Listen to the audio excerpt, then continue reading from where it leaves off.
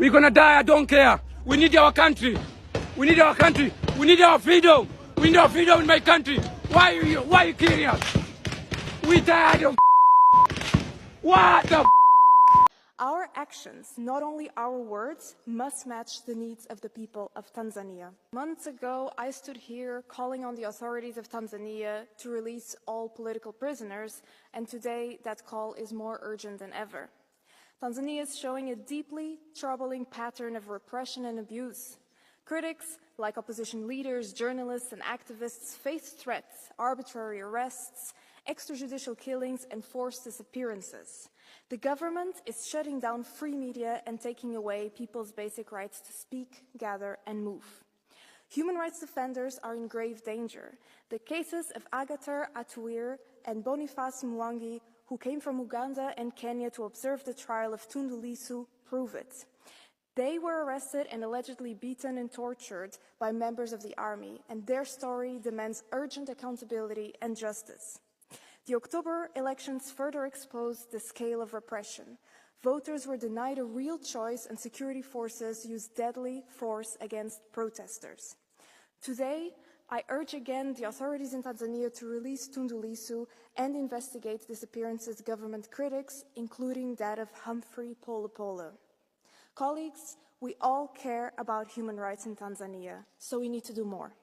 Beyond raising these issues at the highest level, the EU must also establish long-term support for human rights defenders and journalists, and ensure that our systems allow those most at risk to relocate and find legal pathways for asylum.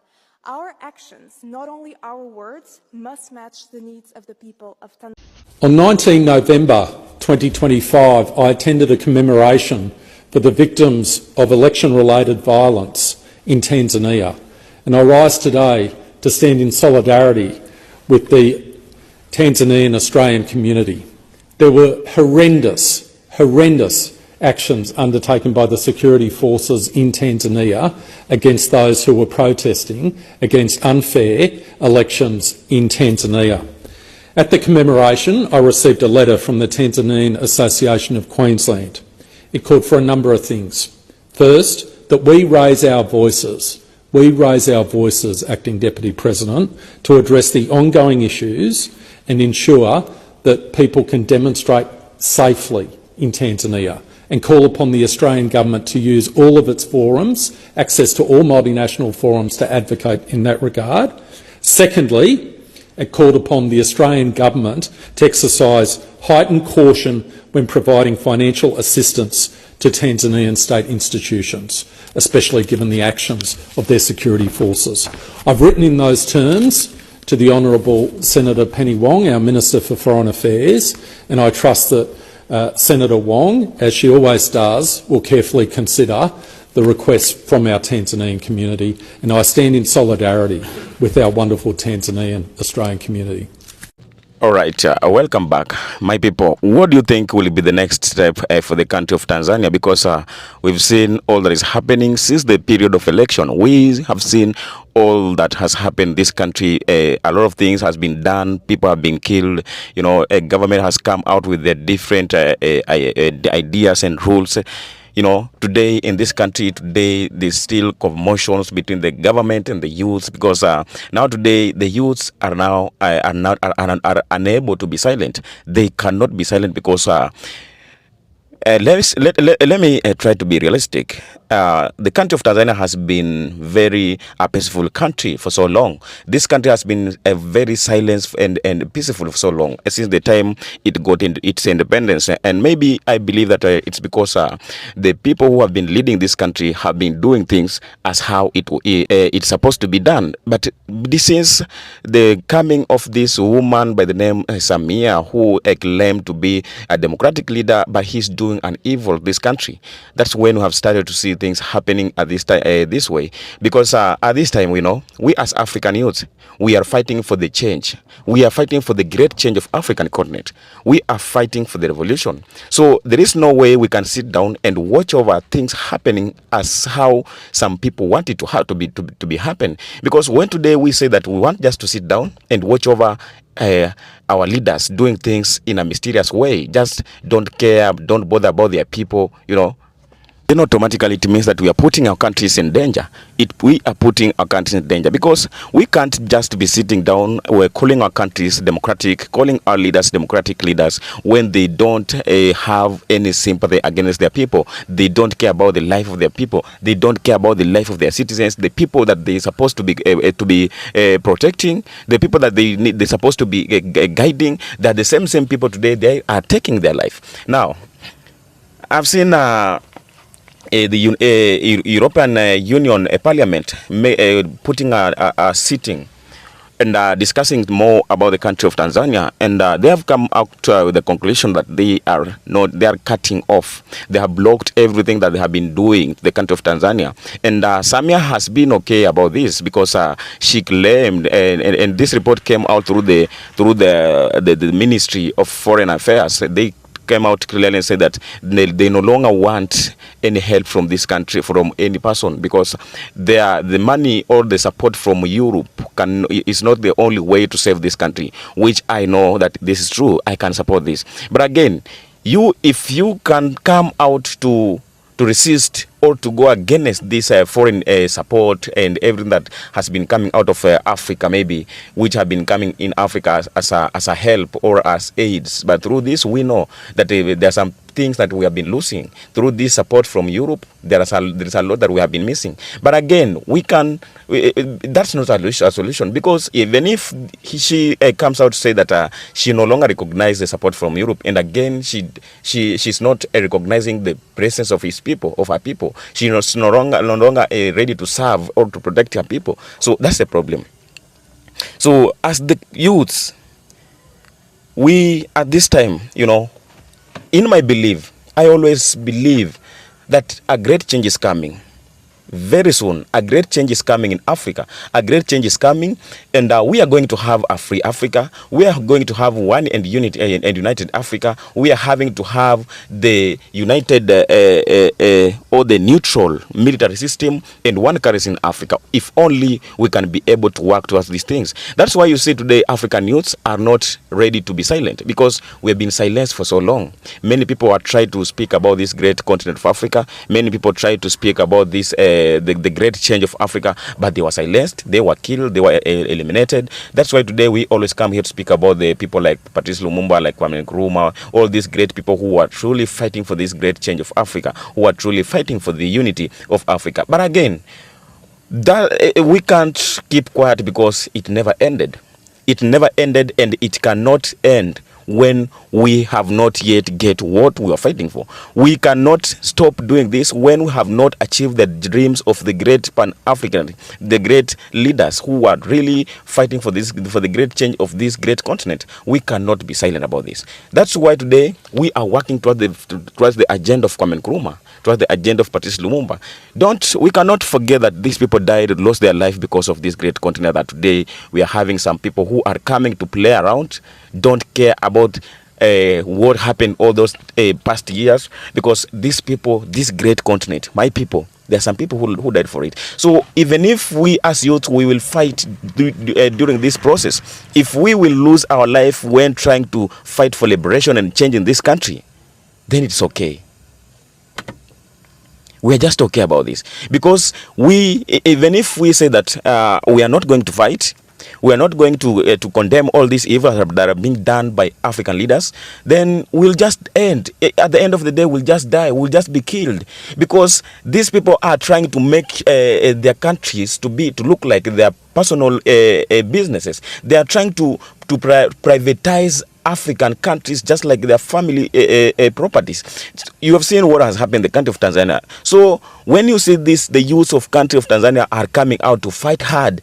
They're coming out to flood in the streets to say that no, we cannot allow this.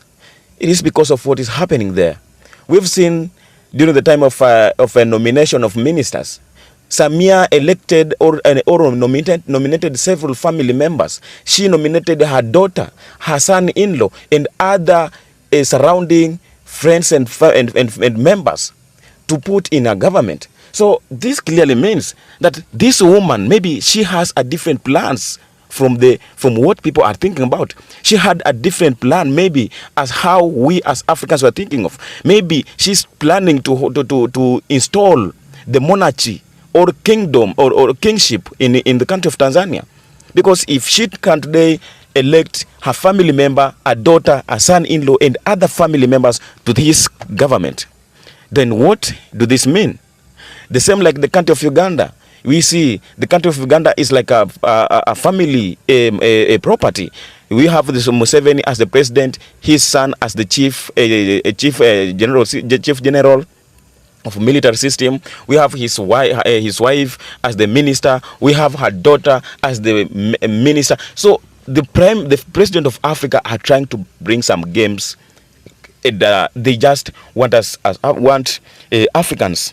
We just sit down, we watch over, we celebrate all they're doing, because they feel like, or they think like maybe when our people have food, when people are able to access some things, then all is well. All is not well.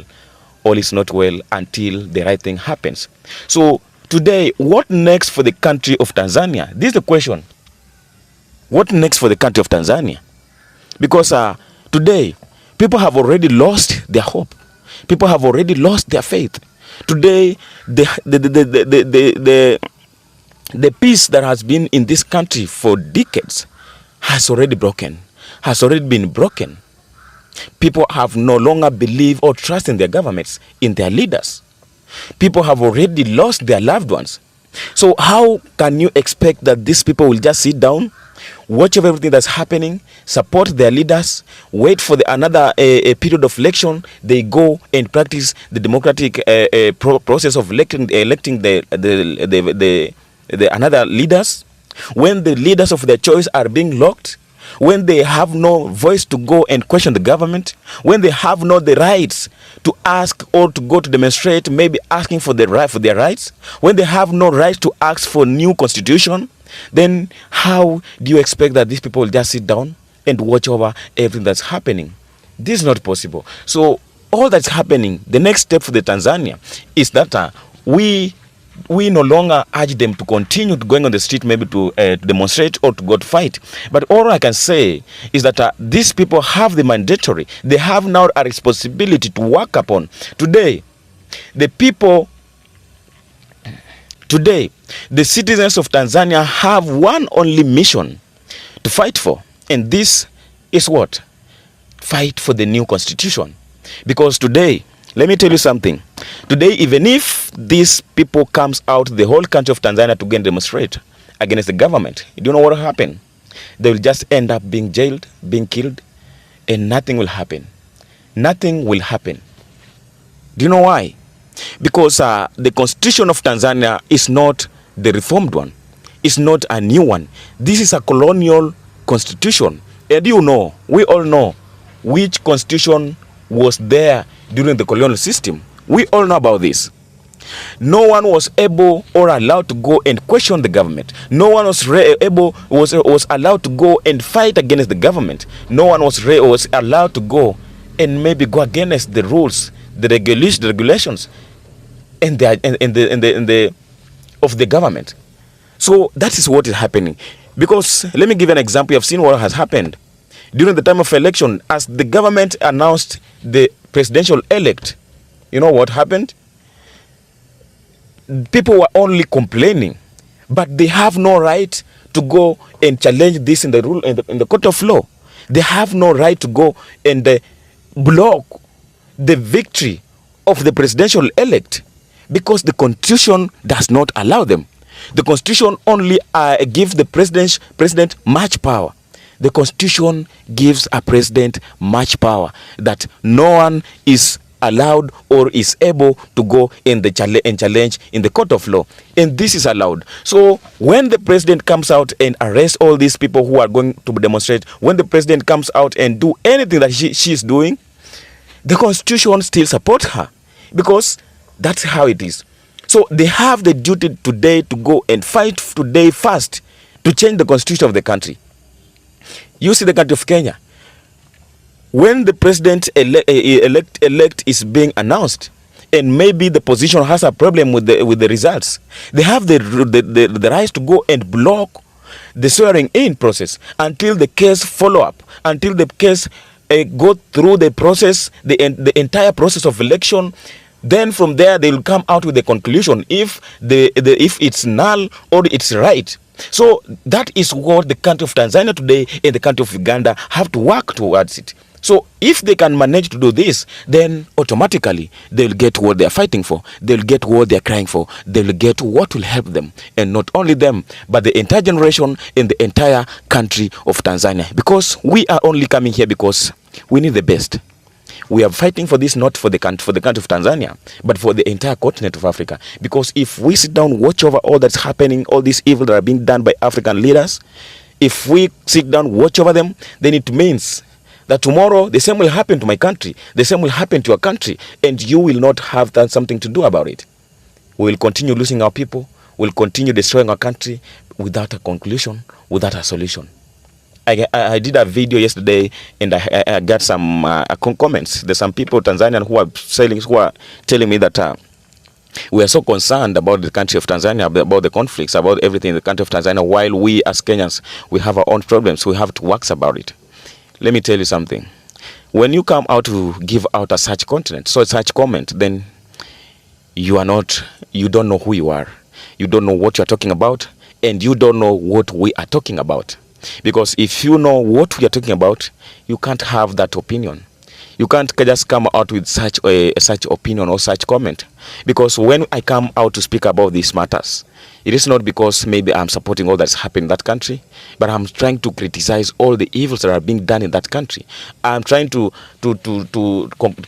criticize all the evils that are being done by our African leaders. I'm trying to criticize all the atrocities and genocide are being done in Africa by African leaders. We need a free Africa. We need a freedom, the Africa that everyone has the right to do anything that she or he wants.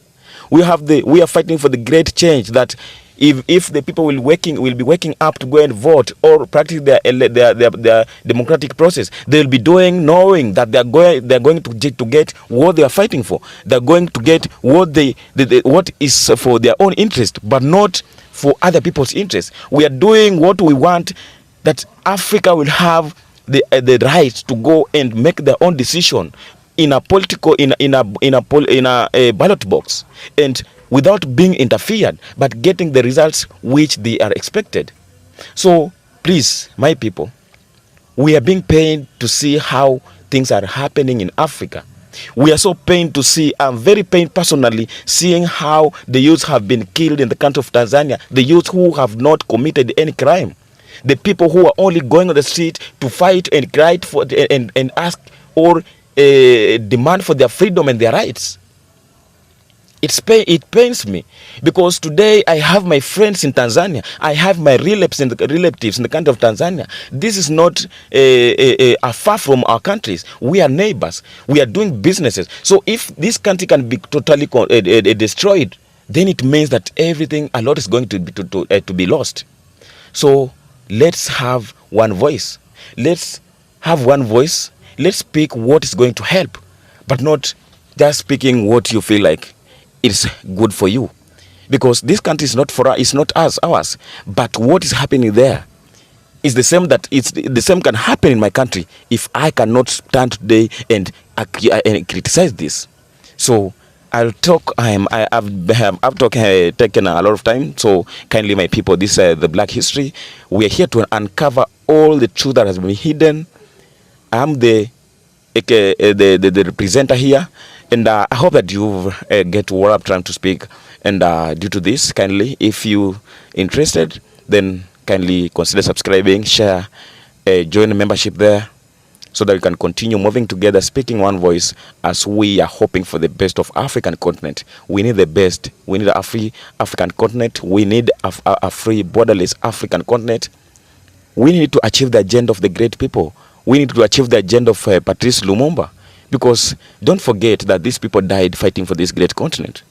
They died fighting for this freedom that we are fighting for, that today we are playing with, that today we are having African leaders who are playing around with this. There are some people who pay their own life. So let's try to respect their agendas, their visions, and their dreams. For today, I will end there. Let's pray for the best as we hope for good. Until next time, I will come and do something else concerning this issue, concerning our African matters and agendas. May you be blessed where you're reaching from. Thank you for your time. Thank you for joining. And don't forget to come back again, because we are here each and every time, each and every day, to make sure that we spread positivity about our African continent. This is the only place that we are having calling home. We have to protect and fight for it. May be blessed where you're reaching from. I love and appreciate you more. And peace out.